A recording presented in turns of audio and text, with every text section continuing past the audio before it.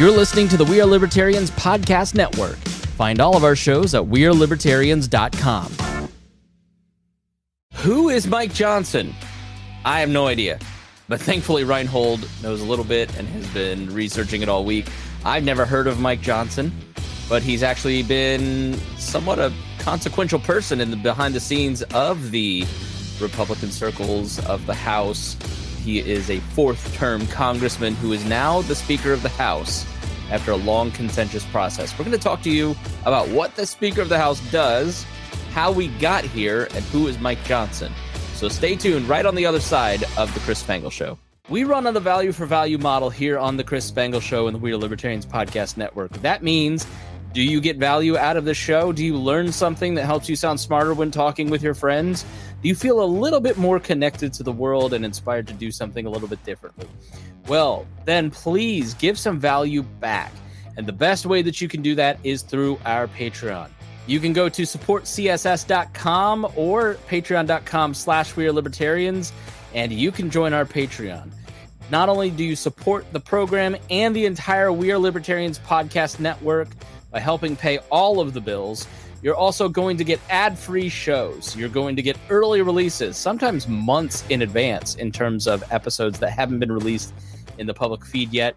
You'll also be able to get the full archives, the full RSS feed of all the past episodes. And there's even a tier that you can come on the show, or you can have your name mentioned every episode like I am about to do right now. Thank you so much to our $100 a month members, especially Vincent Peichel, Matthew Durbin, Jason Doolittle, Christy Avery, and our good friend Rhinehold. Thank you so much for supporting us, and we appreciate everybody that considers making a contribution today. Welcome back to the Chris Spangle Show. Thanks so much for joining me. My name is Chris Spangle. We are glad that you are here, as you heard during the commercials. Thanks so much to everybody that supports us on Patreon. That is how we pay the bills. And listen, if you like this show, if you get something out of the show, please support the show. We are really trying to grow, and we're putting a lot of effort back into this, and that takes a lot of time. It takes 2 to 3 hours, really a person, to study for these particular episodes. If you get something out of our explainer panels, then please share them, and then also join our Patreon. That would be great. We appreciate it. And we especially want to thank our $100 a month members, Vincent Peichel, Matthew Durbin, Rhinehold, Christy Avery, and never last nor least, Jason Doolittle. And thank you so much for joining us here on the show. We're going to talk a little bit about the Speaker of the House as soon as I figure out how to put Rhinehold into the chat here. Rhinehold, how are you doing, buddy? Doing all right. I'm trying to remember how to turn off the mute button. That's okay. I know. I know. Yeah, I feel like I'm podcasting because I am podcasting like every couple days at this point, because I've got this show, which doing the interviews once a week to make sure there's something in the feed, talk to interesting people, but then get back to our current event panel shows like this. And then I've been posting Liberty Explained and podcasting and platforms this couple months. If you want to learn podcasting from me, then the Pat Down every week. And by the way, thanks to everybody who watched Miss Pat Settles It on BET. If you're not familiar, I'm on a network television show, and that network is Black Entertainment Television, which, Rhinehold, I never thought that I would be on a BET show, let alone retweeted by BET. Everyone's new stars. It's very odd and interesting. It's not because I edit myself all the time. It's not weird to see myself on TV, but it was a surreal experience to go participate in the process. The production company are the folks that do Jersey Shore. Fantastic people, like watch how they produce all this stuff and cut it together. It's super interesting. But I don't know. Have you watched the show? It's okay if you didn't. I understand. No, I watched the first couple episodes. Yeah, I think I didn't see the next two this week yet. I was busy with work, but I did see the first. They do have BET out where you live. My dad discovered that. He texted me. He goes, "It is loud. We have BET in Putnamville." But yeah, check it out if you have. You can watch it on Hulu Live, YouTube Live, BET app. It's not on Philo. I think you can watch it on Philo. So check it out. Love your support. And if you enjoy it, please go grab one of my reels on social media, share it, and tell people about it. It was cool to go to the pat down party. We had a big party with 500 people in Atlanta a couple weeks, Rhinehold, and 2 or 3 people came up and said, "Hey, I'm a libertarian. Love your show." There's something about when somebody out in public says that they like this show, which is a lot smaller than the pat down. This is my baby, Rhinehold. This is the thing we've done for 12 years. It's very cool to meet people. So if you're one of the folks that came up and said that, I appreciate it. Rhinehold, how are you doing?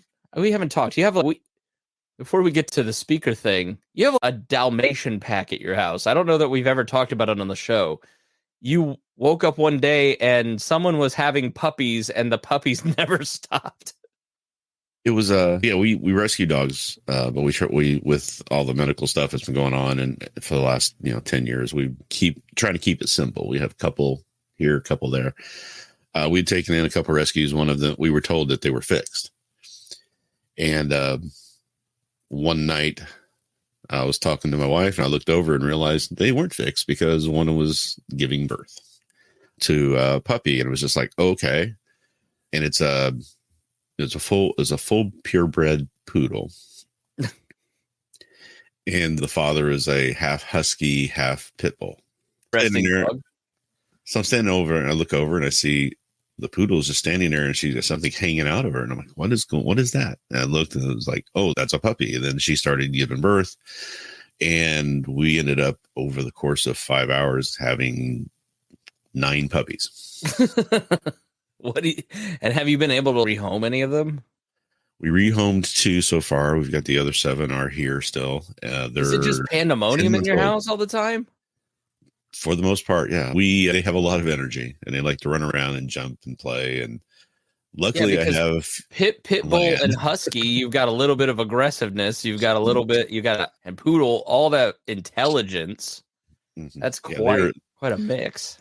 They're not aggressive dogs in any way. They would never bite anybody. They are loving dogs. But they do like to play.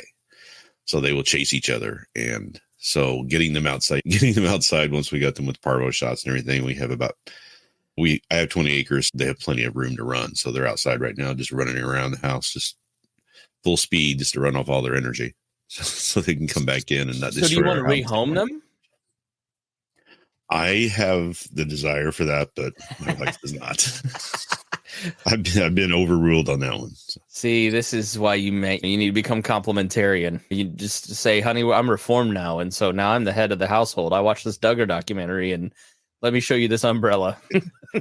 Yeah, I don't think it's going to fly very well. Yeah, I know. So relationship. So let's talk about the Speaker of the House. We're going to show you just a very short video first to show you what the Speaker of the House actually does, because I don't think a lot of people know it. I don't quite know it, which is why we're showing a video. So I want to have somebody else speak from a position of knowledge here. Hang with us just here for a couple minutes as we play this video to explain exactly what the Speaker of the House does and how much power they actually have. In September 2015, the current Speaker of the House, John Boehner, announced that he would be resigning. I should say this video is from Now This Originals, and you can find it in the show notes. So I should give credit to the actual YouTuber here. Everyone's surprise, his expected replacement, House Majority Leader Kevin McCarthy, declared that he was dropping out of the race. The next most likely candidate, Congressman Paul Ryan, has repeatedly stated that he's not going to run. So Yeah, this is an 8-year-old video, but here's the fundamentals of it. This is during the Obama administration. Paul Ryan would go on to be Speaker. Mike McCarthy would be Speaker. All that good stuff. Now we're getting to the part where it explains a little more. Exactly is that in many other countries, the role of Speaker is also called the presiding officer. This person has a number of duties, but primarily they're supposed to moderate debate on the legislative floor. In the United States, its existence is delegated by Article 1 of the Constitution.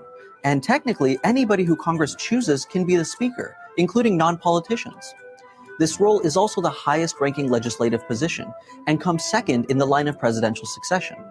This means that if the president and vice president die, the Speaker would become the president. But while the Speaker has certain ceremonial and administrative duties, their real job is deciding which bills are allowed to be discussed and voted on. In other countries, this role is intentionally given to a nonpartisan member, so that political affiliation doesn't derail the ability to bring issues to the table. But in the United States, the Speaker is a hotly political and partisan role, which means that whoever holds it has the ability to shift focus along party lines. This is largely the result of the Speaker being selected by the majority party in the House, and they're expected to essentially represent their party. This is important when attempting to pass legislation in the face of majority shift. An example of this is how Congress rushed to pass Obamacare while Nancy Pelosi, a Democrat, was Speaker of the House. Had they waited until the congressional elections, Boehner would have been in power and certainly blocked the bill from reaching the floor. In 2013, when Obama wanted to pass funding for the Healthcare Act, Boehner and other Republicans in the House literally shut down the entire government in protest. The Speaker also appoints a majority of the Rules Committee, which is considered one of the most powerful committees in Congress. Essentially, this committee decides exactly how the House can vote for a bill and under what rules to debate it. This has the power to shift a bill's intentions and is usually aligned with the majority party and the Speaker. By dictating which bills are seen and influencing the specifics of how the bills can be debated and voted on, the Speaker is an extremely powerful position. In some ways, it can even rival the presidency. But soon, the position will be up for grabs. That's part of what everybody is freaked out about, Rhinehold, with this new Speaker, because the thing about Mike Johnson is that Mike Johnson's a true believer.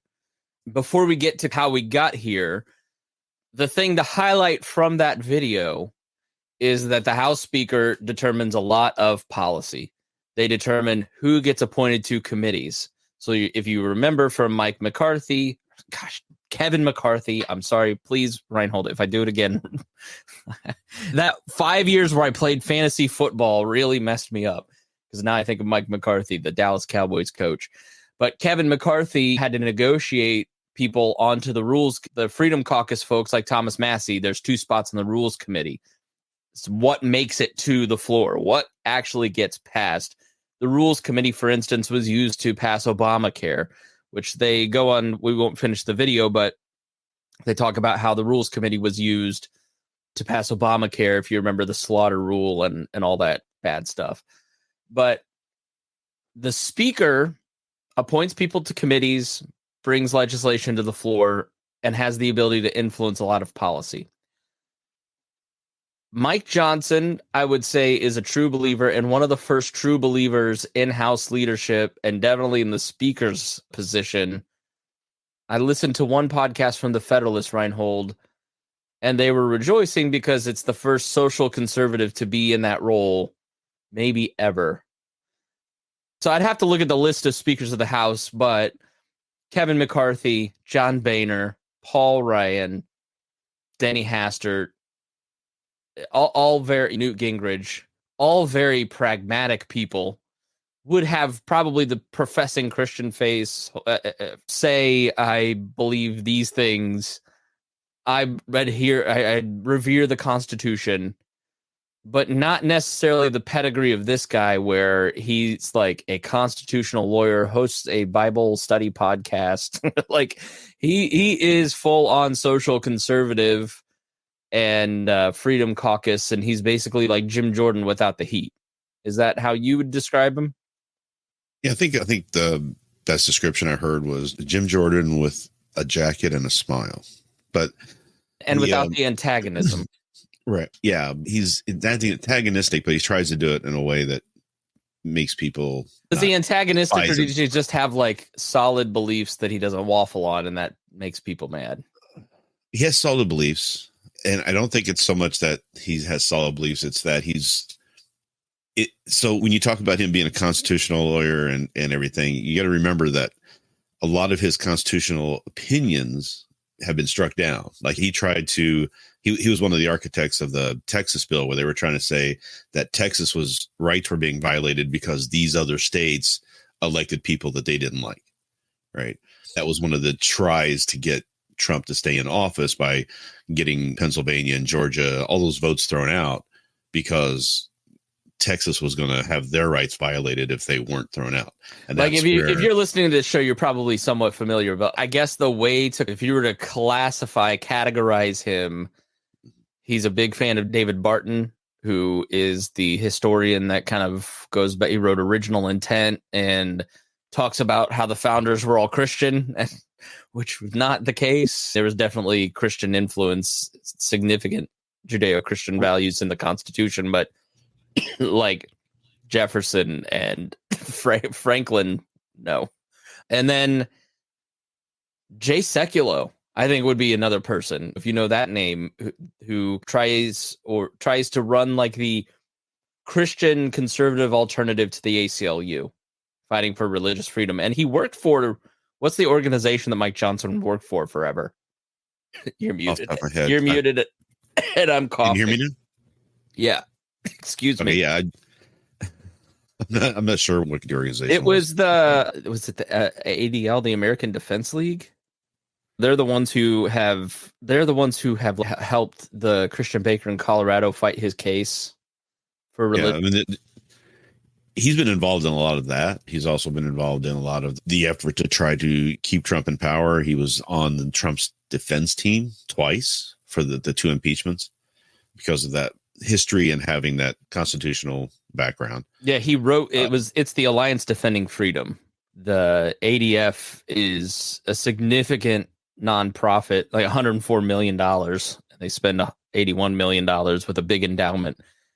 And they're like a constitutional, the Libertarian, it's not equivalent, but like Institute for Justice, for instance, that a lot of us would be familiar with, goes and helps people like Kelo versus New Hampshire, where they got eminent domain, and then they went and helped them fight that, or helping fight civil forfeiture. So for the ADF, they go and help defend religious freedom. They will fight against gay marriage. I think I'm 99% sure that I heard that they were behind the Dobbs decision, that they were the lawyers that basically fund these.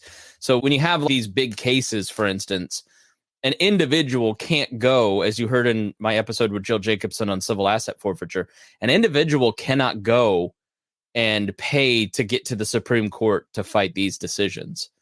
And so organizations like ADF, the ACLU, Emily's List, they go and they find cases that will help advance their policy through the courts. And he was one of the lawyers, he worked there for a decade or more, helping write legislation, helping write cases, lawyer on these cases. So he's not a dumb person. He's an intellectual person who, look, he has biblical values. And as I've listened to him, here's where I agree with him. I agree with him on much of his.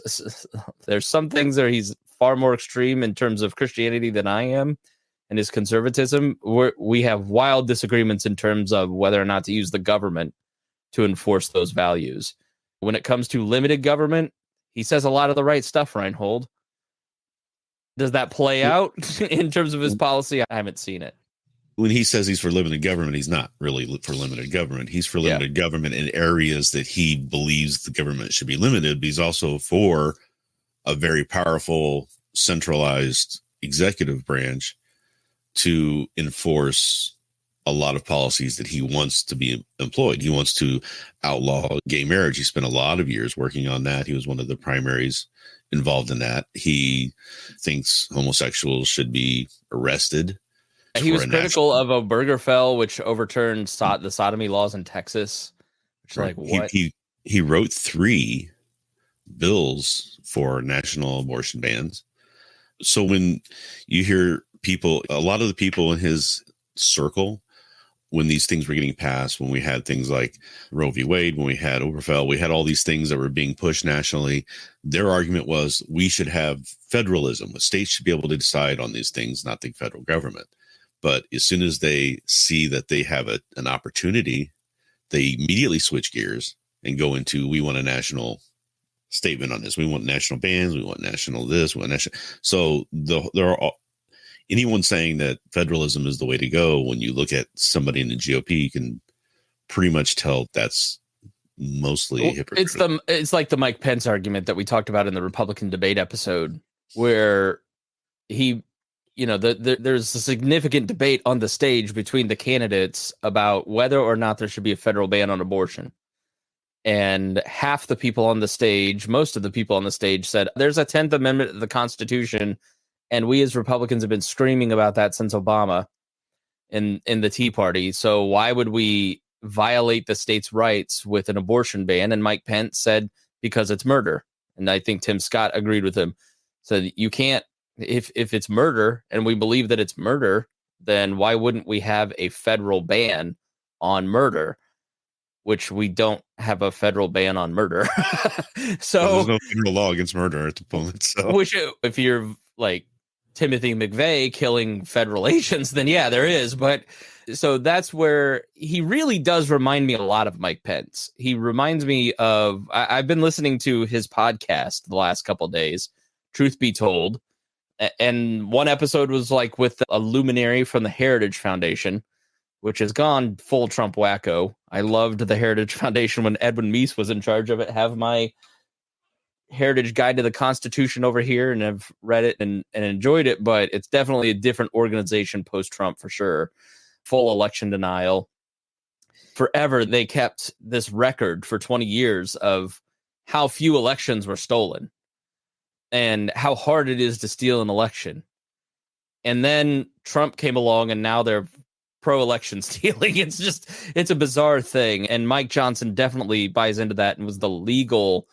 What was the argument? You alluded to it, but maybe we could dive into it. He gives a speech, his acceptance speech, for lack of a better term, accepting the speakership, saying God selects our leaders, but then wrote the legal opinions to justify the overturning of the election in 2020, which doesn't make any sense.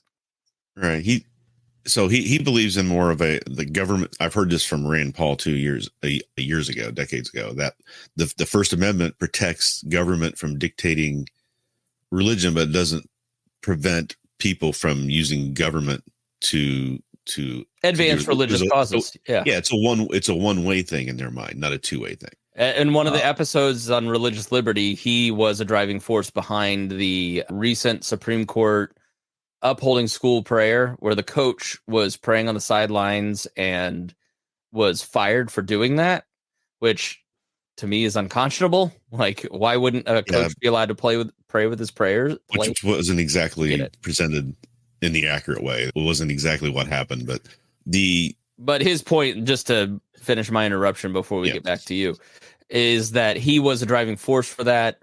ADF was a big driving force for that. And his argument in the podcast is that I don't believe him when he says we shouldn't have a Christian society. I don't think he's like full on Doug Wilson, who wants theonomy, who wants Christendom 2.0, where we need a purely Christian government, a Christian prince, Christian monarchy, right? He's a Christian Republican, right? Where they want a Christian government that is like the Republican constitutional structure, and one that enhances and respects Christian values while also being liberal and allowing other people, allowing the key word being there, to exercise their religion, to exercise their freedom of speech, their freedom of association. But the driving cultural force needs to be Christian. So not using the government to advance Christian ideas. But then when you look at the practice, Rhinehold, of not wanting Obergefell and these other things, that's where the argument falls apart. It does become a bit theonomist. Yeah, I don't think I agree with that. He doesn't want that. I think he does want that. I think he says he doesn't when it becomes politically and expedient to say that. Right. So he had years and years of saying that gay marriage shouldn't be allowed. And he worked on cases to prevent it from happening and things like that. And then he gets elected to speaker, goes on to Sean Hannity's show. And I don't even remember most of those comments. I don't feel that way now. He starts walking all of that back. Right.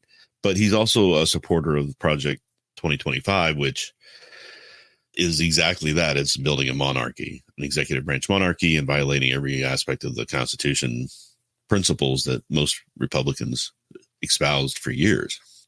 So it's just an interesting to see what you watch what people say, then you watch what they do, and you can see from what they do that what they're saying isn't exactly what they feel in their hearts or what they're wanting to implement behind the scenes. Yeah, this is a huge debate on the right again, and it was forever. And then there seemed to be a truce on social issues, Not and anymore. not anymore. And here's why, okay? Because when you look at where the Republican Party is going in order to survive, you have to look at the culture. All right. So when you look at political trends, the Democratic Party has most who identify with a minority group vote Democrat, and it's a coalitional party. And so I don't need to elaborate, but it's made up of all these different groups. So when Joe Biden gets elected president, he has to select people from identity groups to satisfy those coalitions, to maintain enough coalition. So because of his full-throated embrace of Israel, he has permanently lost the Muslim coalitions and the various groups. Go look at the internet. I don't. Not that they're gonna. They're not gonna go vote for Trump, Rhinehold, but they're not gonna be enthusiastically supporting Biden at this point. I don't know anybody who enthusiastically supports Biden or ever have. Yeah, it's whereas been enthusiastically against the other side. But then Muslim ban comes along, and do you really want to risk it with him again? Then you have the Republicans, which has always been ideologically driven, and we've said this on the show for years. The ideological bent of the Republican Party was fusionism. It was fusing libertarianism with conservative Christians and constitutionalism, and supporting in a significant way America's foreign policy of protecting the New World Order, being the world's policeman, and being militarily aggressive overseas. And then Trump comes along. And Trump basically shows everybody that, look, Democrats have minority groups, which are growing, and they have college-educated whites, which is a huge part of millennials. What's your base? Your base is rural Americans. And they're largely the ones serving in the military, which means they're largely anti-war. And then they're also culturally conservative. And when you pass a tax cuts bill, for instance, which how long did we hear from Paul Ryan and Republicans' tax cuts? Why don't Republicans talk about that anymore? Because Trump's tax cuts didn't affect any of the voters of the Republican base anymore. And so talking about tax cuts doesn't excite the base because it doesn't impact them at all. It may impact the people that are donating to Republican candidates, but it doesn't actually impact the voters. What do they care about?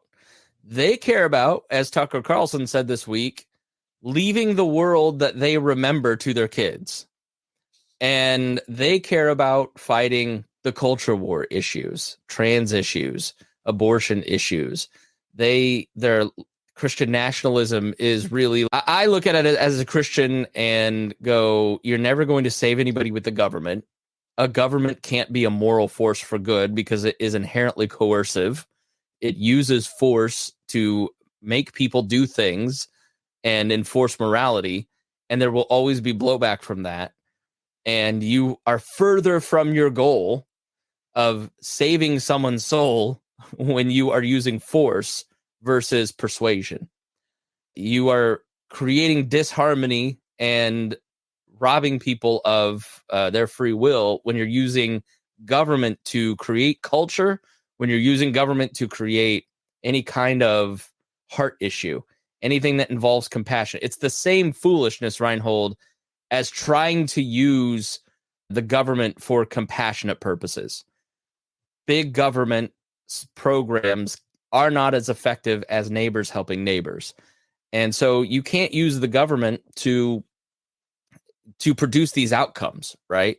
So you may believe that marriage is between one man and one woman, but I don't think you can look back at the last 20 years and say by fighting that argument that it was good for the Republican Party, it was good for the evangelical church, and it brought about the outcomes that you were looking for.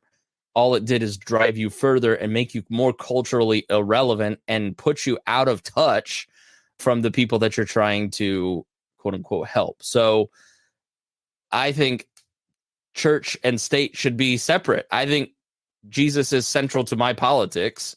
It's why I look at this war and I go, I'm not for either of these sides. I look at how Israel's prosecuting the war and shutting off all the food and water and aid to the people that didn't bomb them and didn't cut off babies' heads or whatever, right? It's Hamas, who is living in Morocco and Jordan and in palaces or under bunkers, under hospitals, who have all the food and medicine. And I'm certainly not pro-Hamas in any way, shape, or form. And I can't believe that people are. It's the dehumanization of people that robs. It's like when you pick a team in this particular fight, we're going to be pro-Israel and we're never going to say a negative word about how they prosecute the war. As Christians, you're denying the Imago Dei and the inherent value of Palestinian innocents that are being killed. And if you're just blindly pro-Palestinian, you're denying what happened to Israelis and the awfulness that was. So it's when you put your faith first and really look at politics through the lens of the Imago Dei, that we are all created in the image of God and therefore are all due dignity and respect and love, and I would add liberty in many cases, then it changes your politics and it makes you go, I don't want to use force on people. I want to actually help people and build in the community, as opposed to trying to change culture from the top, which doesn't work, Rhinehold. And even preventing culture from changing from the top which is really what's going on here. You got a group of people, and this has been the culture for, when people talk about culture wars, we've had culture wars going on for thousands of years, because what happens is you get one group of people who is trying to see changes in culture and advance that forward to be more acceptable and getting ahead of the curve, as it were. And then you've got people who see culture changing and want to pull it back and prevent it from changing. So you've got that tug at each other. And that's really where the idea of in the culture side of things, you've got the left and the right.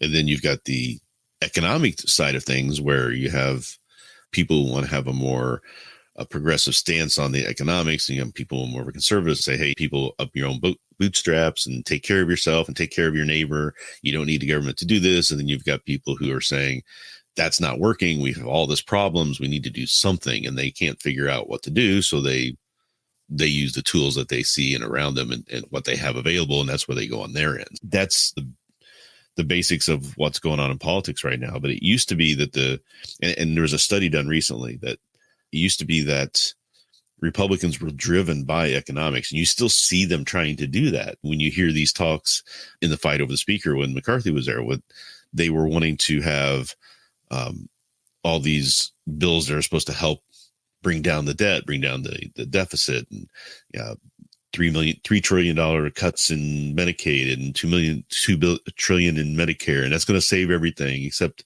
the people who are dependent on those programs are going to scream and yell because you don't have anything in place to replace it. When you say the society should take care of it on its own, we should take care of our own brothers and sisters and our neighbors. Those programs aren't there yet. Yeah. So they're wanting to cut these programs and then hope that things just work. And that's not going to make anybody feel comfortable or happy about that. And you're going to lose the people who are dependent upon those programs. You talk about cutting Social Security. That's why they're not talking about cutting Social Security very much, and why Trump is against it, because he knows it's a political nightmare. It goes to that base that they need for survival.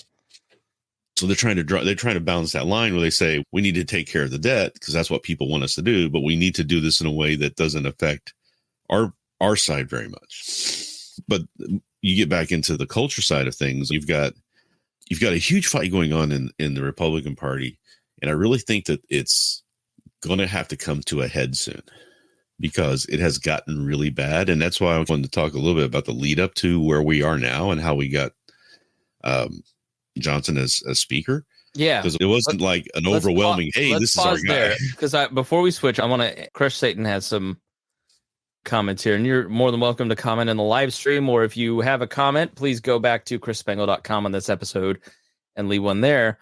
He or she says, doesn't the Bible support the idea of government? Yes, it absolutely does. It makes it very clear that Christians are supposed to respect their leaders. Romans 13 obviously is key. There's a lot of libertarians who try to take Romans 13 and dismantle it to say, let's be anarchist. So I'm not an anarchist. I do think there will always be government, and it should be a tool for justice. And it should be, you want godly rulers, but you will see time and time again, you will not have godly rulers. You will have Saul. Even the godly rulers like David were not godly when they were in power, because power absolutely corrupts. And while we have to respect government authority, as much as I hate to say that, it is part of God's structure to mediate justice. That's where I think the government should stop, right? Is making sure that there is justice for people who are murdered, who are stolen from, who are defrauded. I don't think that the government is a moral force for good when it takes from one group of people to give to another, nor do I think from a utilitarian perspective that it is effective, which is why I believe his second comment, maybe it's best to create an attractive culture. So how do you create an attractive culture? You don't do it through government. Who looks at the Republican Party and says, that's a culture I want to be a part of?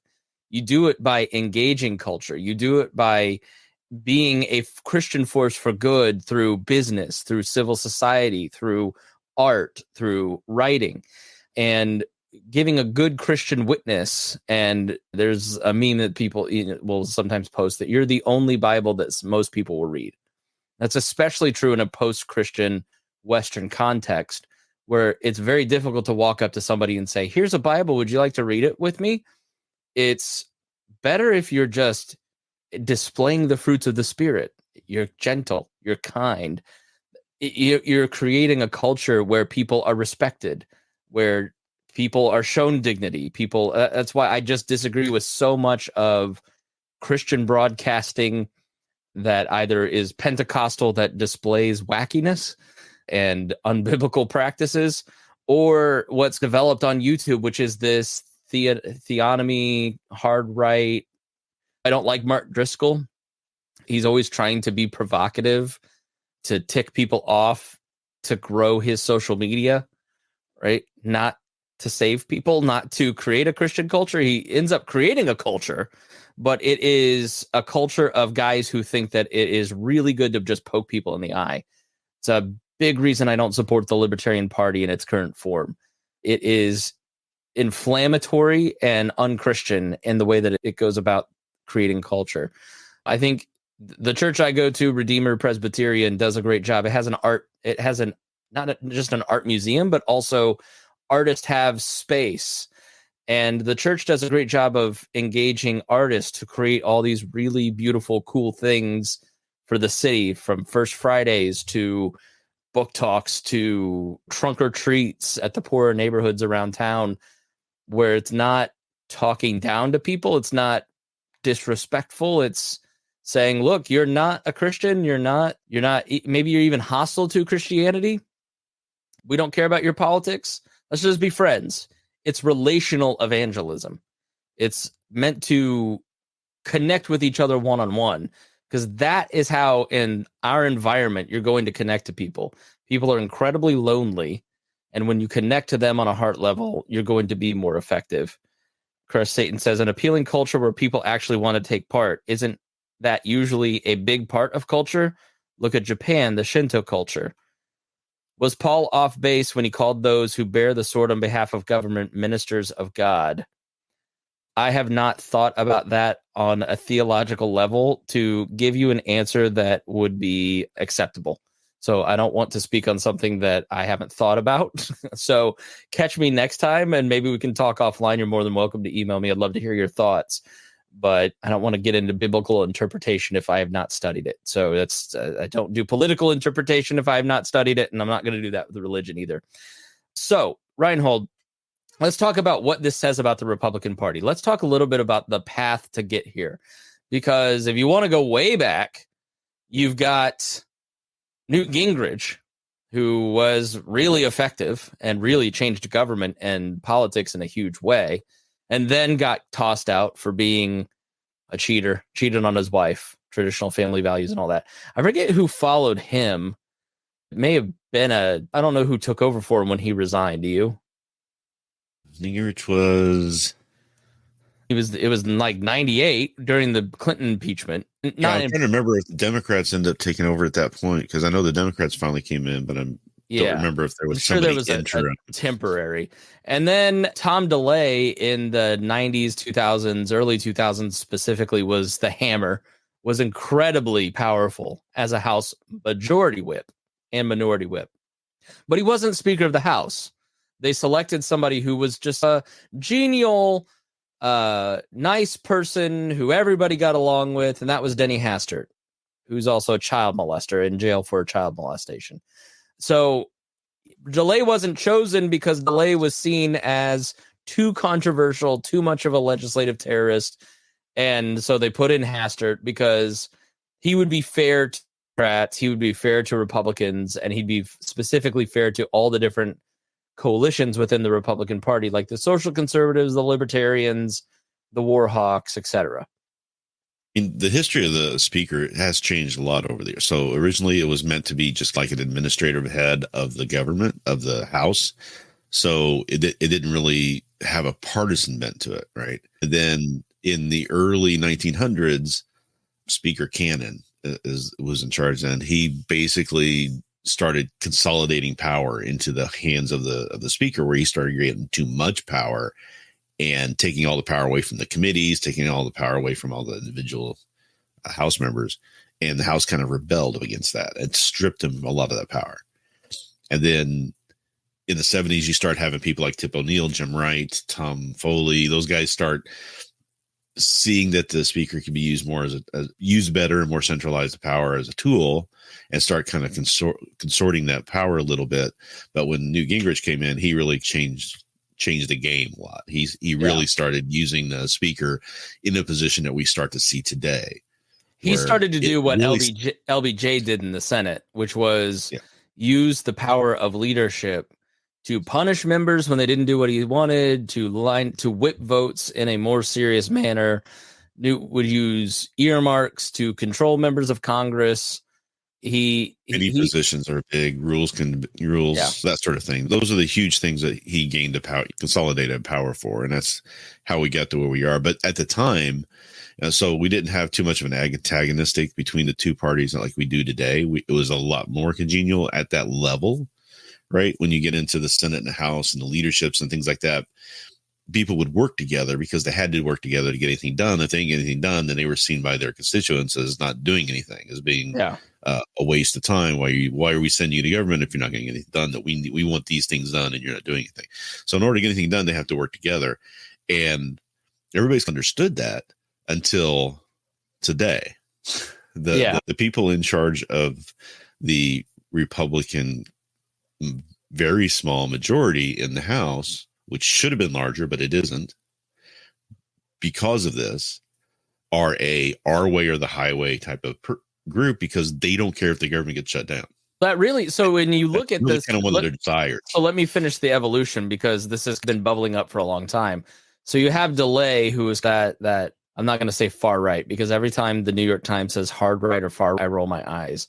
But harder conservative, maybe more principled, maybe a little bit less moderate, I guess is how you'd put it, and couldn't be speaker. So then Democrats take over. Nancy Pelosi was speaker for a long time and intermittent with John Boehner. John Boehner was a thorn in the side of people like Newt Gingrich and Denny Hastert, part of the 94 class. And John Boehner was always seen as a bomb thrower. And then he became the establishment and had to be gotten rid of, because he was still running the speakership the way that Newt Gingrich ran it. So John Boehner used to be Jim Jordan, right? Which a lot of people forget. And then along comes, so he gets kicked out during Obama because he had a nice conversation with Barack Obama, and that was just intolerable. And then Paul Ryan becomes the speaker after he really didn't want to become speaker.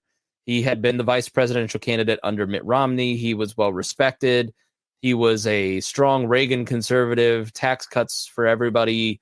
We need to worry about the deficit, that kind of thing. And was too much of a deal maker, so he gets kicked out. Nancy Pelosi takes over. So when they come back, then that's how you end up with Kevin McCarthy, because They've run everybody out or lost. So you get put in this position with Kevin McCarthy where he has to agree to this package, which you can go and listen to the episode on Kevin McCarthy if you want to hear it, all the details. But he agrees to this package where you always could have one member of Congress say, I want to get rid of this person. It was never used, but it was used against Kevin McCarthy because Matt Gaetz hates him. And the majority of the majority for Republicans was 4 votes. They thought they were going to blow it out of the water, but then the Dobbs decision happens and people vote against Republicans because the culture is largely pro-abortion. And then they end up with a 4-vote margin. And so he's basically held hostage by the Freedom Caucus, which used to be people like Thomas Massie and Justin Amash and even guys similar to the current speaker, Mike Johnson.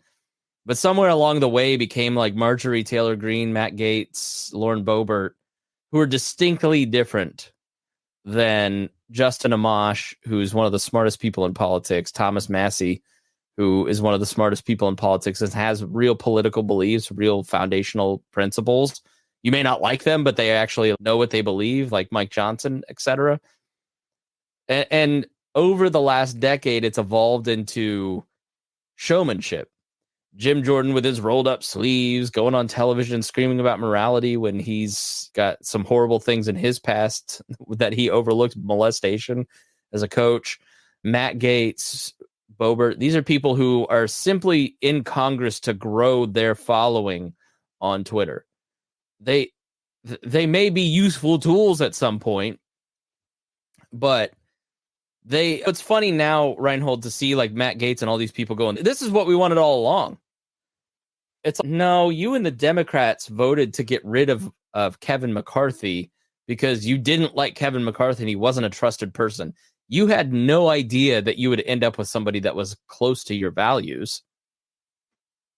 I think they were pegging their hopes on Trump, because what we have to understand about what happened over the past 3 weeks is Trump's fingerprints all over it.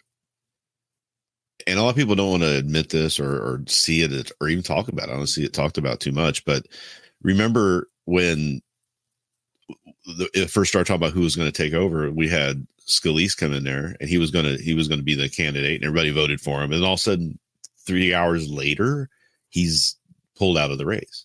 Same thing happened to Emmer, right? Yeah. And the reason why that happened is because when they made the vote, they thought, okay, we got a guy in here that everybody's okay with. We probably get this guy through, maybe, etc. In the conferences, when they had their discussions, which I hear were very heated a lot of times, they were almost fist thrown on occasion. But they came out with that name, and then they got a phone call. People started getting phone calls from Trump saying, this isn't the guy I want in there. Yeah. Trump wants somebody in here who's his guy, because that's his vision for his next president, getting back into the presidency. It's really the driving force behind Project 2025, as they want everybody to take a loyalty pledge to him. Yeah. His guys in there. Every person in the executive branch of the government is going to in this case, as Project 2025, is going to have to pass a loyalty test to him, as opposed to being loyal to the Constitution. Why is Vladimir Putin dictator of Russia? Okay. It's because Boris Yeltsin needed to find somebody that would pledge not to prosecute him when he left the presidency. So as his health was failing, he found Vladimir Putin, who promised him that he would not prosecute him for corruption. And he didn't. And Yeltsin spent his last couple of years not being prosecuted and going to jail. Donald Trump is running for president so he can become president to pardon himself and to pardon everybody else who didn't flip on him. If you flipped on him, then it's going to be nothing but Donald Trump's personal retribution. The government will not operate for 4 years, which may be the libertarian argument for him. And if you like chaos, if you like rule of law and you like competent stability for economic growth, then you're that kind of libertarian like us. Fairness and justice, that's all out the window. Yeah. Right. Which is what we buy. But if you're just a collapsitarian, then he's your guy. which is hilarious about all the like all you guys are just, you're not going to vote for Michael Rechtenwald or whoever you even put up. You're going to vote for Donald Trump. That's who they're going to vote for. Yeah. So, and the funny thing is too, is that the collapsitarians are like, oh, we get rid of them. We won't have any government. I was like, do you think your life's going to be any better in this political climate, in this society, with this culture, that if we didn't have a government protecting your rights, do you think you're going to come out good on the end of that? yeah. Because it's not going to happen. You think people are calling for an Article 5 convention and we're going to do this. I'm like, you think you get Second Amendment out of that? That never comes out of that convention if you call that. Yeah. That sort of thing is going to happen. And you got to be careful about that because that's not where the culture is today. If you can't win the government control, you can't win a local race. Yeah. If you can't win government control in your ideas as they are right now, so you think you have to collapse the government in order to get that, you just need to convince a few people and you can gain control. Now you try to collapse the government and then say, okay, now it's going to be this way. There's everybody around you who believes differently is just going to tell you no. And it's just not going to happen that way. But so, getting back. So it's recapping the last 3 weeks. Kevin McCarthy gets tossed out. We did a show on that. You can go listen to all the details on that. And then obviously the next person up was Steve Scalise, who was in the running and had been floating the idea of being speaker. And then Steve Scalise bows out. Yeah, he was talked about when McCarthy was first having his issues getting in there. Yeah. He was the guy that people were looking to because we think you should be the guy. He's the second in command, as it were. He was kind of McCarthy's guy, but did he drop out because he just didn't have the votes, or was there what was the main objection to I think he was told you will not win because Trump doesn't want you to be the speaker. Therefore, all of these guys who line up behind Trump will never vote for you. Because what you have to realize about most of the Republican conference is they don't believe the election was stolen. They don't believe that Donald Trump should be president, but they can't tell the truth because they have to win their next round. They don't want to be primaried, and they don't want Matt Gaetz to go on his podcast and tell all their secrets. And then, so Donald Trump is still thrown out the window now. Yeah. Because they all end up voting for Mike Johnson. They've doomed themselves to not having power in 2024. And we'll explain why in a minute, but because there's big stuff coming up. So then Scalise bows out. And who was after Scalise? It was Jim Jordan. Jim Jordan was guy. Because Jim and Scalise were running against each other, and then all of a sudden Scalise pops out. So now it's just Jim Jordan and nobody. And there was somebody who floated his name at the last second. I think Scott was his name. It was just like, we just need to have somebody on the ballot so we can do it. It was that sort of thing. So but Jim Jordan was the guy that McCarthy really wanted, not Matt Gaetz really wanted, and Trump through Gaetz. So they were all lined up for Jordan. But the problem is that there are people who are dead set against Jordan for a lot. Because he's a jerk. Well, you use better words than I use, or nicer words. He's literally, I think, the lowest of the pond scum in an institution that is full of pond scum. He's like the lowest of the. So low. you're not Him a fan. Comer are not people who I would even sit in a room with. If you're new to the show, Rhinehold's basically progressive Democrat. He's basically in the DSA, the Democratic Socialist America. How was the Free Palestine rally? Oh, yeah. The joke's funny, but he's not. He's a libertarian. I just love to tease him. But no, I've been accused of being a Democrat 30 times this past week. Trust me. I know. On Twitter. Yeah. I know. So Jim Jordan can't get it through because he's just ticked off too many people. And then they go to Emmer, who was the whip of the House. He's got somewhat of one of the roles of the speaker that we haven't mentioned is that you're supposed to be able to raise a lot of money. Kevin McCarthy raised a ton of money. Nancy Pelosi raised a ton of money. So how does the speaker have power and lord that power over their members? It's by saying, I'm not going to fundraise for you anymore. And Emmer had an operation and connections in Washington, D.C., but he never has and won't admit that the election was stolen. And so that is the ultimate litmus test for Donald Trump. He knows it's completely ridiculous. He knows that the election was not stolen. There may be moments and flashes where he actually buys his own BS. Everybody else knows that the election was not stolen, except for people who have been bamboozled by this propaganda and people like Dinesh D'Souza because they're doing it for their own personal gain. But 150 lawsuits and reality disagree with you. And that's why it's called the big lie, because if we can get you to publicly humiliate yourself by admitting that this big lie was reality, then we've captured you. And people like Mike Johnson and Jim Jordan and these other Republicans, they've been captured. They've ethically are compromised because they are publicly trying to dissolve the rule of law in this country. And Emmerich, it was Emmer, and Emmer, so Emmer. he had Emmer done some refused to do it, so therefore Trump bragged about sinking him this week. Yeah. So the problem with Emmer is that he didn't vote for when it came up on January 6th when they were trying to knock out those states. He was one of the ones who did not vote for a lot of the decertifications. He voted to certify. He voted, I think he had voted for a continuing resolution. He voted for keeping government open, that sort of thing. All things that are tools for the mega group to say, the populace to say, we don't want that. So those were red lines that he crossed. You can't say these things. You can't do these things. These are not approved. And Trump didn't like that because he knew that he wasn't going to be able to use him like he wants to be used. And even though Emmer tried, I love Trump. And he had a picture of himself with Trump in his office while he's doing this speech, an interview or whatever. And so he was trying to make overtones and say, hey, I'm a Trump guy, even though he's not really. But you got to play the game. You got to play at the feet of the person who's king, right? That's what they're doing. That's what they've turned the party into, is a party of personality, a culture of personality. That's how populist movements work. You have that personality that drives it. You have, when we had Perot was that personality who drove the Reform Party. And then as soon as he's not doing it anymore, it falls apart. The same thing's happening to the GOP. Eventually, Trump won't be there anymore one way or another. And that movement's going to fall apart on itself. And it's probably going to fall apart sooner than later. But that's why Emmer was still trying to suck up to Trump. And it didn't work. He's not having a good week last week anyway, for various reasons. He said no. I'll see if I can find the clip because it's so funny. It's just pure Trump. But then 8 or 9 guys get into the race, and somehow we end up with.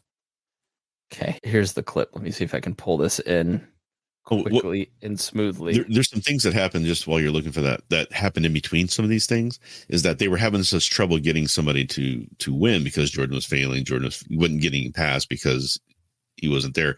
So they started floating the idea of giving the current speaker pro tem provisional powers to be speaker until January. So give us some time, give the Republicans some time to come up with a candidate.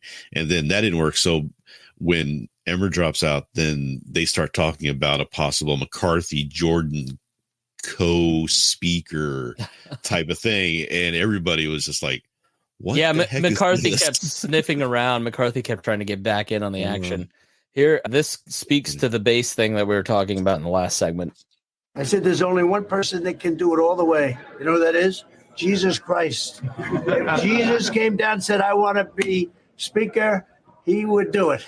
Other than that, I haven't seen anybody that can guarantee it. But at some point, I think we're going to have somebody pretty soon. Yeah, as if it's his decision.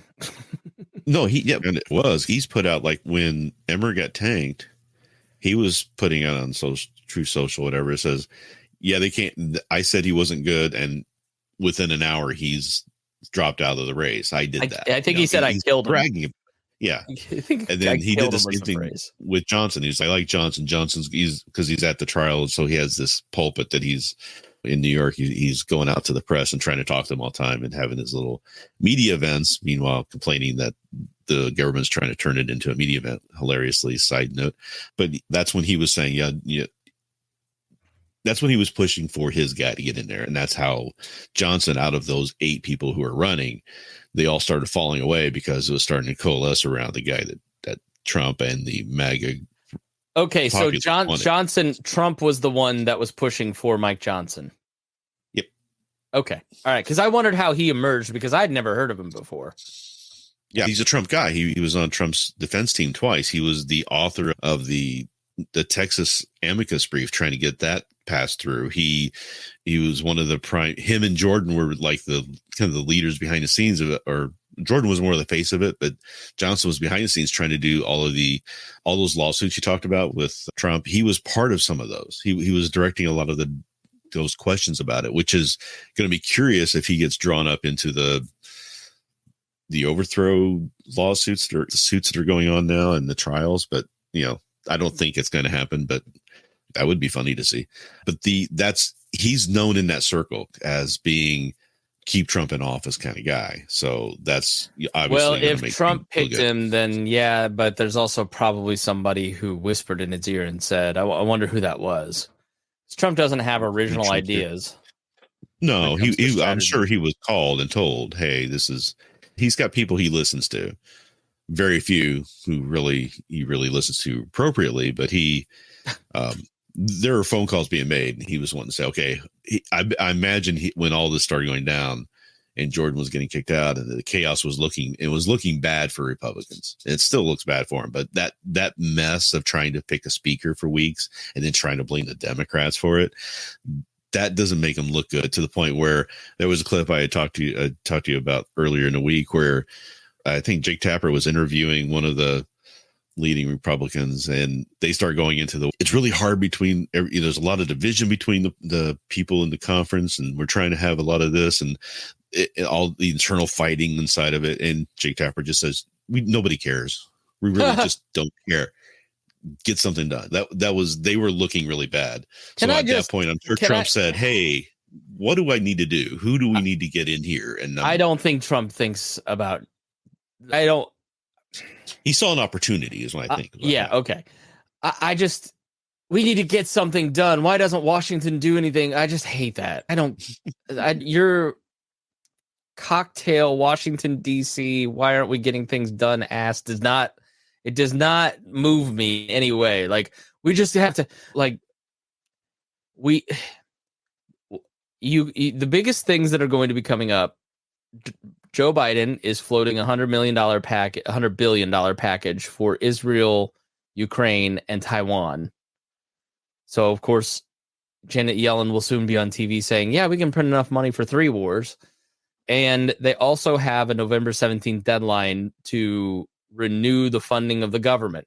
And the whole caucus has been the reason Kevin McCarthy got kicked out, other than Matt Gaetz' need for attention and revenge against Kevin McCarthy, was that he supposedly worked with the Democrats to fund the government through omnibus instead of the traditional regular order.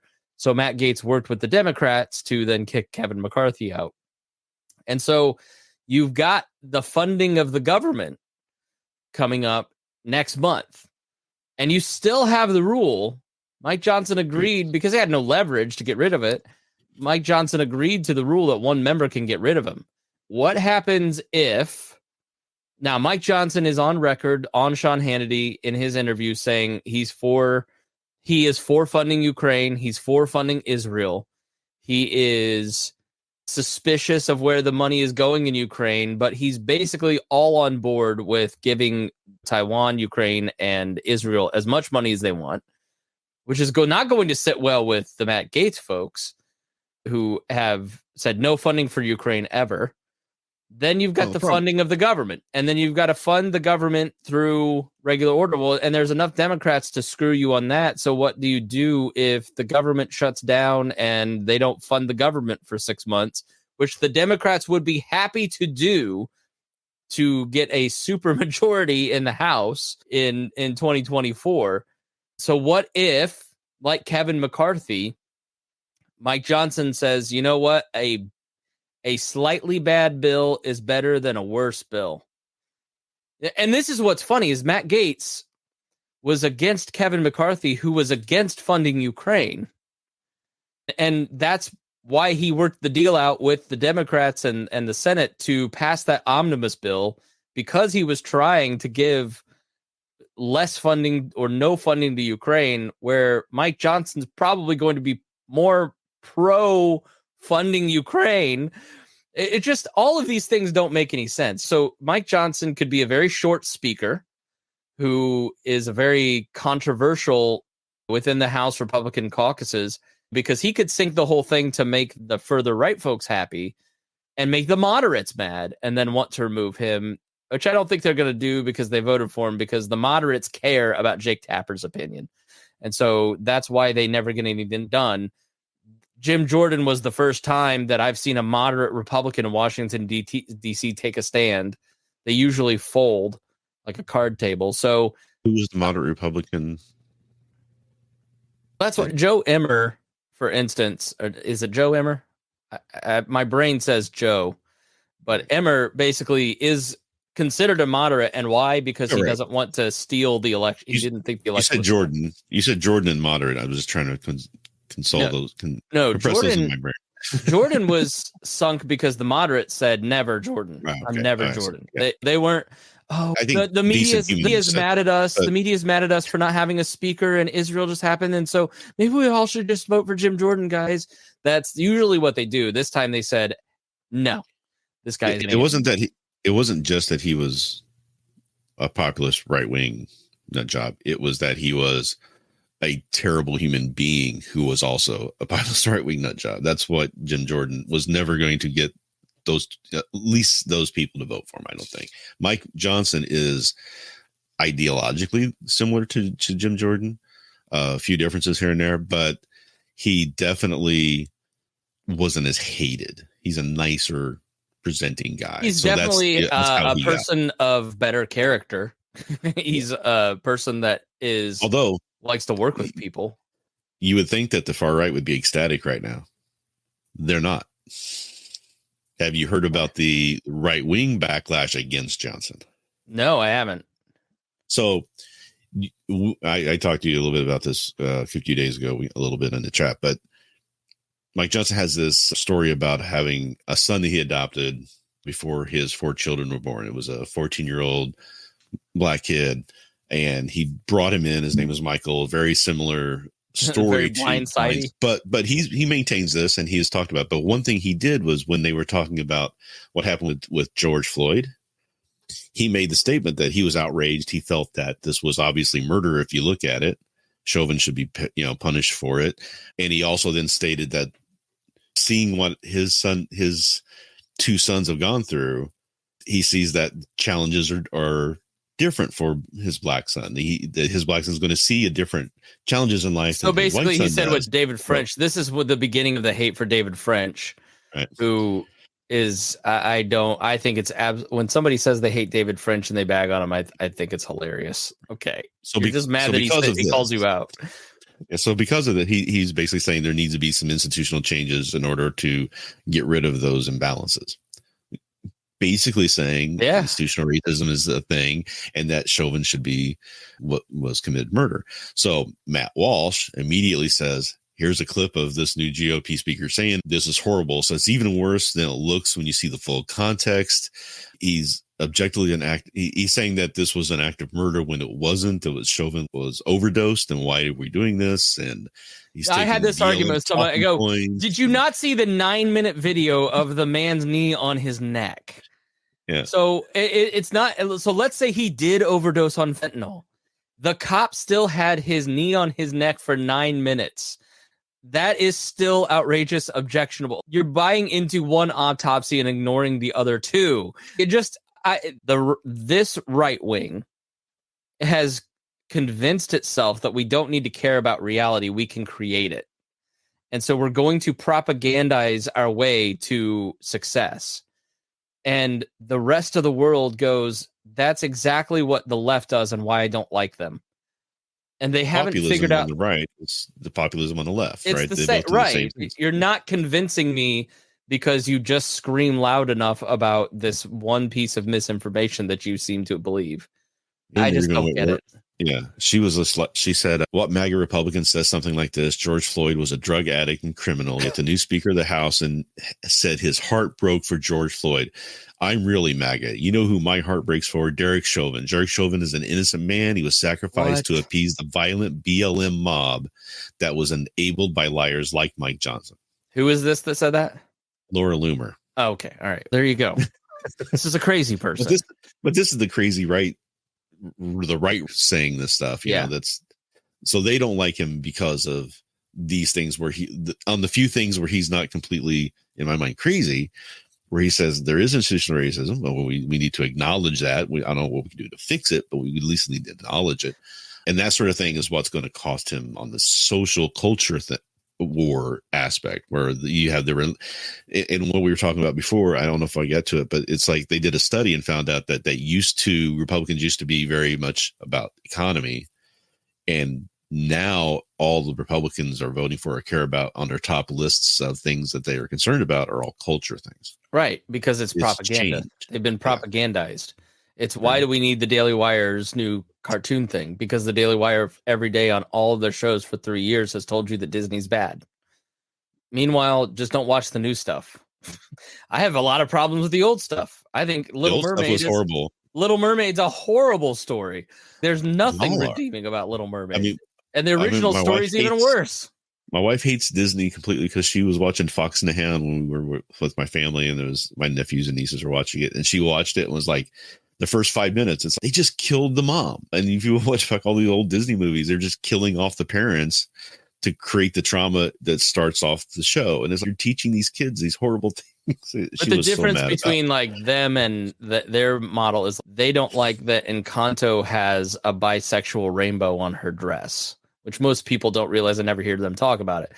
I don't like the Little Mermaid because it teaches my kid that to be a woman, you must lose your voice to gain the approval of a man, right? There's no like feminism in the critiques. Because they're happy about that part of it. They think that's the way it should be. I never hear the critiques like from a Christian worldview. When you watch Disney movies, it pushes the individual autonomy that we're dealing with as a culture that says, put yourself first, be happy first. That's the stuff that I disagree with when I watch Disney stuff and we have a conversation about. It's not too bad, but it is subtle right there, and it's not Christian, which is put God first, serve others first. Sometimes you're going to have to put your happiness second to not chase after love, right? So those are my critiques. I never hear those critiques. It's always they just like gay people and they like black people and they're putting a black person in a white role, and that's what I'm mad about. And so I just don't find that convincing. I find that to be racist. We talk about that. You can't love others like God wants you to love others until you can love yourself too. And that's really where it falls down on, is people aren't doing that part of the work and not being in that world anymore. I don't have much of a right to say too much about it, but that's my opinion, is that you've got to be able to love yourself before you can love anybody else. There's definitely a piece of that where a problem with our culture. Yeah, you definitely have to. I would say that, like in my own life, when I'm a very self-centered person, there's just no two ways about it. I'm very aware of it. I try to counteract it. But when I'm not actively trying to beat that out of myself and I'm not actively trying to put others first and I just go on my natural instincts, and you look at my life from like 2014 to 2017, where I was trying to make myself happy instead of trying to live in a godly way, seek after God's character and then live that out. My life now, because I do that on a daily basis and that is my practice, I'm a better person. I still have a tremendous amount of work to go, but I'm not operating from very like selfish motives when I was seeking after happiness or whatever the cultural definition of happiness is, which is usually have sex with a lot of people. And if they don't like you, that's bad. If they like you, it's good. And that's a very unfulfilling way to live. And so the cultural conversation of chase after what makes you happy, and happiness is being loved by another human being, I find that to be very hollow and empty. Yeah, you were looking for external validation for the hole that you were trying to fill in yourself, instead of filling yourself with, whether it be through religion or through self-love or through working on yourself and become the person that you can actually like to be with and who you love yourself. You were looking for external validation for all that stuff. And that's where a lot of people fall down the rabbit hole and get into some very Hunter Biden type of. Yeah. To your point, discovering your calling and discovering your God-given gifts and how you can use those to serve other people, that self-actualization, I think, is very important for people. I think understanding the difference between me now and 10 years ago is that I used to have no self-worth. I didn't think I was a creative person until 2015. I didn't think I was an intelligent person until 2015. I was living for the approval of others, and it's because I had no self-worth. And then once you connect with how much God loves you and what he is willing to sacrifice for that, then it changes your view of your own self-worth. If you understand the Imago Dei and that you're created in the image of God, then it changes your perspective of yourself, as opposed to this frenetic need for approval from other people. It will always be in my DNA. It will always be who I am. But yeah, there's a huge piece of what Disney pushes that, and most entertainment, that I just find disagreeable and didn't work for me as a human being. It made me miserable.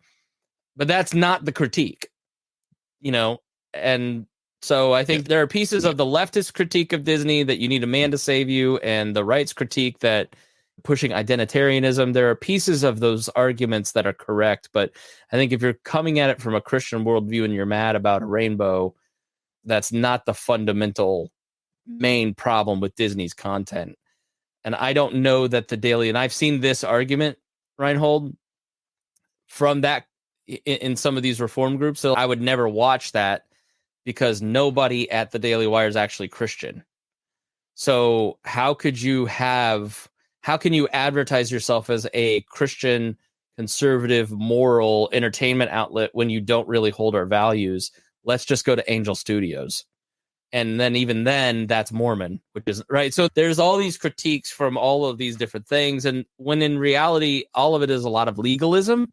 And what you have to do is just have connection with your kids. Talk to them. I talk to my 4-month-old son for an hour sometimes. We just sit there and he goes, and I go, it just, I don't know. I did so that. You get more intelligent conversation with him than you do on social media. Yes. With Squish, she's 4.5, almost 5 years old. And she's asking deep theological questions, and she's asking silly questions, and she's asking about nature, and she's asking about snakes and bugs. She's asking about everything. And instead of her, I realized the other day I was doing this. I realized this was her point of view. She was asking a question, and that's what she saw. She didn't see my face. And I immediately put the phone down and felt really bad about it, because I dated somebody who was a school counselor for elementary school kids, and she goes, 50% of our population at the schools that I work with show signs of serious parental neglect. And all of them say that this is their view. So my kids, that's like the thing in our house. Reagan and I will be like, hey, put the phone down. Put the phone down. Call each other out on it. Before we get too far, get to the thing, and then we'll get to you here just a second. So Crush Satan says, you're nobody unless somebody loves you. Why am I speaking of eternal validation from God's love, or is that internal validation? I don't quite understand. I agree that discovering your calling is the key to happiness. I would say that nobody unless somebody loves you, I think, is what's wrong with culture today. Maybe he's coming at it from a reform perspective, is that you're a wretched sinner who is only deserving of grace. And I am reformed, and I understand that we aren't deserving of God's love. But I do think that every human being still in their core wants to be loved. And I grew up, I've spent too much time in evangelical Methodist churches to be too reformed. So let's move on. Rhinehold, what were you about to say? So I just want to say, as we have the situation is now, we talked about how we got here. We've talked a little bit about who Mike Johnson is and what he's going to be struggling with over the next couple weeks.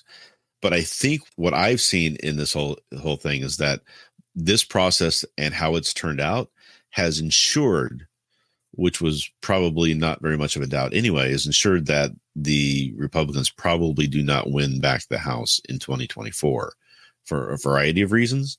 One of them is the fact that you have those 18 Biden Republicans that were Republicans who won the House barely, but were in districts that Biden won by an overwhelming number, right? So these are people who are probably more left-leaning, but decided to go with the Republican this time, and they're seeing what's happening.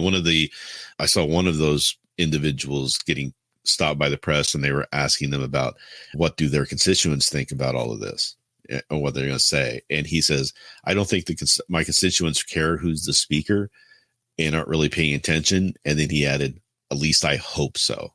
All right. Because he knows that it's probably going to cost them. So if you start doing the math and you say, okay, those 18, let's say half of them lose their seats to a Democrat after seeing how inept the Republican administration of government has been. They're great when they're not in power. They're great at saying no to things and saying, don't do this, and being blockers. But when they get in charge, they don't know how to lead. Yeah, and that's what we're seeing from this group. And that may not even be the goal. The goal is to be the permanent opposition and not to lead because they don't really have ideas. That's a problem with the Libertarian Party in a lot of ways, is that very much so, both the previous and current regimes are really good at calling out the change, but have no hope. There's no vision for what could be next.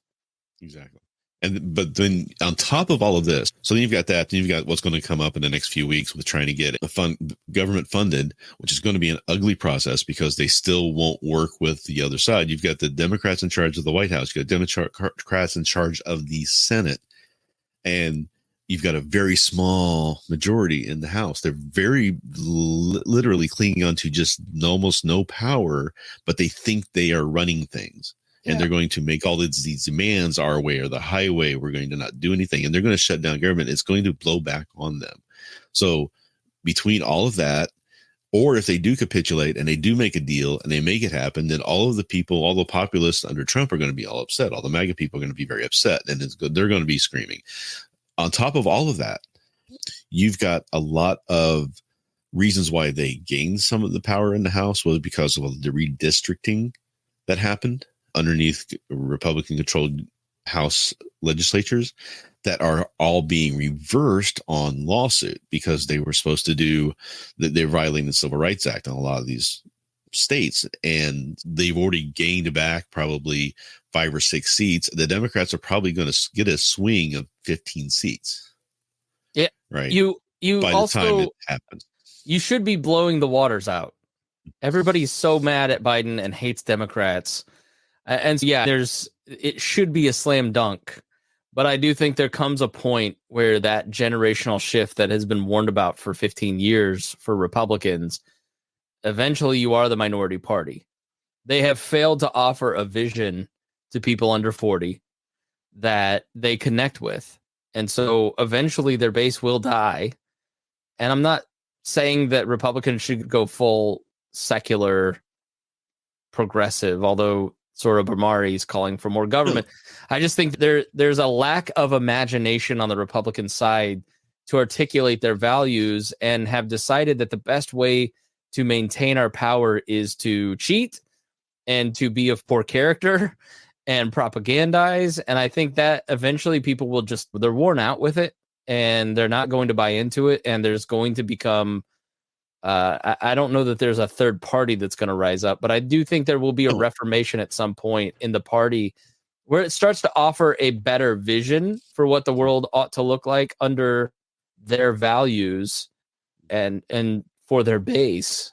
If the GOP at the end of 2020, when Trump lost, instead of going on this bandwagon of trying to keep him in power and doing all this stuff, if they had just said, look, he lost, move on, jettison from the movement, ignore all that stuff, they could have taken control back of that party. They would have gained bigger grounds in 2022 than they did. There would have been a red wave because they would not be doing all of the stuff that people are just not interested in. It's causing all those problems in their party. That could have led to a position right now where they would be putting up somebody young and vibrant with a lot of good ideas, a good history of 2 years of leadership within the House to show that they know what they're doing, that they're getting their stuff done, that they're in the right. And they could have walked into the presidency with no problem at all. Vivek could be president right now. And Biden wouldn't even be running if that were the case. If it wasn't Trump leading right now, I don't think Biden runs. Yeah. They don't want to take the pain. It's a lot like the country. The country is going to be bankrupt in 2030. And nobody wants to take the pain. The leadership doesn't have the fortitude. The American people don't have the fortitude. And so we're just going to print money until things get to a really bad situation instead of having a sort of bad situation.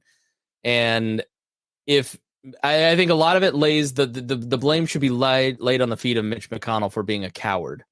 Had he actually taken the trial seriously and impeached Donald Trump or removed his ability to be president and taken this off the table and made him a lame duck, he didn't want to do it because he didn't want to make everybody mad, and he had his calculations instead of having a long view of where the party needs to go and say, we need to take this pain now and upset our base, and it may personally cost me my ability to be speaker, and it may cost me my seat, and it may cost a lot of other people their seat, but in the short term, there's pain. In the long term, we're gonna just have new vision, right? And yeah, you could have started saying that we're the party of principle and been somebody who meant it, right? So by doing what they've done, they've completely eliminated them being able to say stuff like that. They've just proven themselves hypocrites. And look at Susan Collins, who had all this power and potential, and now she's a laughingstock because did he learn his lesson? Did he learn his lesson? They just throw that back in her face all the time because that's why she didn't vote for him. And it's like they made so many bad decisions from first nominating Trump, which was more of, I think, a laugh than anything for a lot of people. Once he gets in, and I even defended him for a long time in some of the attacks he was getting, because I think that there was a lot of high power really coming from the left on it. But when you get the Mueller report and you see all the things that he actually was involved in and did, it did not exonerate him. I don't know where people are getting that from if you actually read the thing. Because I just said, no, this guy is what they're saying he is, not to the extent where he's not like a tool for the Russians, but he's going to use them as best he can. He's going to use things to get him his personal power and not being concerned with what's best for America, best for the Constitution, best for what's best for the party, that sort of thing. It's all him. And that's when I think the GOP should have stepped up and said, no, we're not doing that anymore. We're not going to do that. I was somewhat sympathetic. I said in 2016, I was like, we elect this guy. He's the Grackeye brothers. I just read Mike Duncan's book. I was like, he's going to break the norms. It's going to be bad. Then when he got in, I was like, I'm going to give him a chance. He is a better option than Hillary. Let's see how it goes. And I don't think he was horrible until 2020. Then we get to 2020 and it's like, you're going to use the military on American citizens? That was my last straw with him. That was just... And then tear gassing people to go take the photo shoot with the upside down Bible.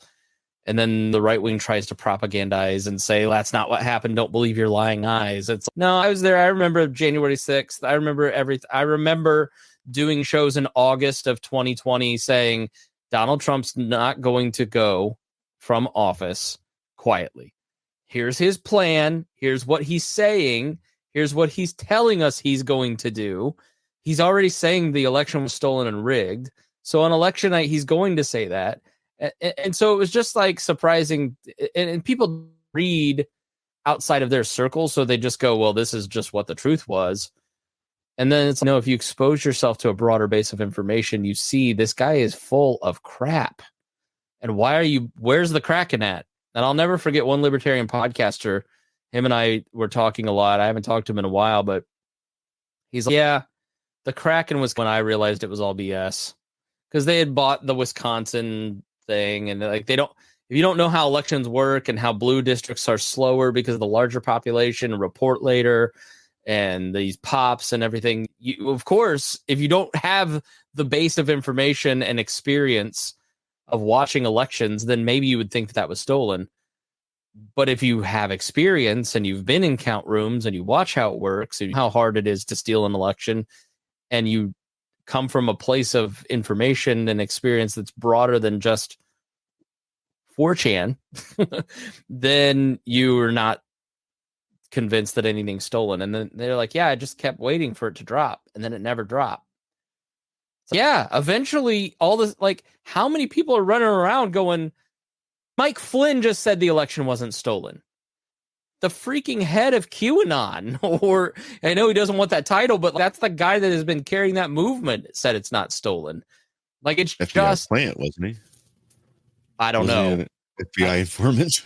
Probably, but like Flynn got to a point where it's like, yeah, I just think this is all ridiculous. The people who had the Kraken are guilty. Yeah, I don't believe it. I don't know. So there's just how many times do we have to be told the military is going to be activated next month and kick out Joe Biden? Like, how many times does your aunt have to hear that before she finally goes, maybe this is just all fake and these YouTubers are scamming me for money? FK Jr. is going to come back and fight RFK Jr. for the presidency. I know. All right, we need to wrap up because we're like almost 2 hours, so we got to stop this. So it's enough already. All right. Thanks for joining us here on the show. We appreciate you. If you got something out of it, please share it. That's the best way for a podcast to grow is for you to tell your friends. And we're up like almost 1,000 listeners in the last 6 months. Y'all are doing a great job. We are very appreciative of that. And I log in and look at the back end of the podcast thing and went, oh, okay. Significant growth since July. So it's very encouraging to see that you're connecting with the content and you're sharing it with people. Thank you so much. We appreciate it. Thanks to Rhinehold. And thank you for tuning in here on the Chris Spangle Show.